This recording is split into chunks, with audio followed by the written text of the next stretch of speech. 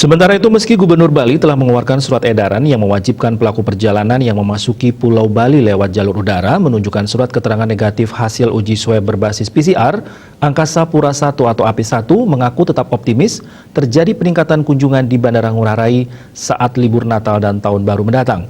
Bahkan puncaknya diperkirakan terjadi saat 25 Desember 2020 mendatang bertepatan dengan Hari Natal.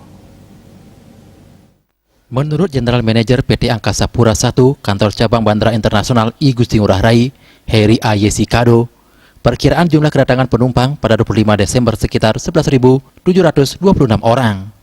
Sedangkan untuk puncak keberangkatan penumpang diperkirakan terjadi pada 29 Desember dengan jumlah 12.922 orang yang keluar Pulau Bali. Dibandingkan dengan jumlah penumpang yang terlayani pada posko liburan Nataru tahun lalu, jumlah perkiraan tahun ini berselisih sangat jauh. Tahun lalu total 1,7 juta penumpang dilayani selama pelaksanaan posko, dan tahun ini diperkirakan sebanyak 350.000 atau turun 80%. Untuk memastikan kelancaran, keamanan, dan kenyamanan pengguna jasa bandara, pihaknya akan menyiagakan sebanyak 1.677 petugas dalam posko monitoring selama periode libur akhir tahun ini. Selain itu, kapasitas terminal bandara pun akan ditingkatkan untuk mengantisipasi terjadinya lonjakan penumpang. Selama situasi pandemi, kapasitas terminal yang difungsikan sebanyak 50% dari kapasitas optimal terminal. Selain operasional posko ini, kapasitas terminal akan ditingkatkan, terutama untuk terminal domestik, dari sebelumnya 18 penerbangan tiap jamnya menjadi 26 penerbangan per jam.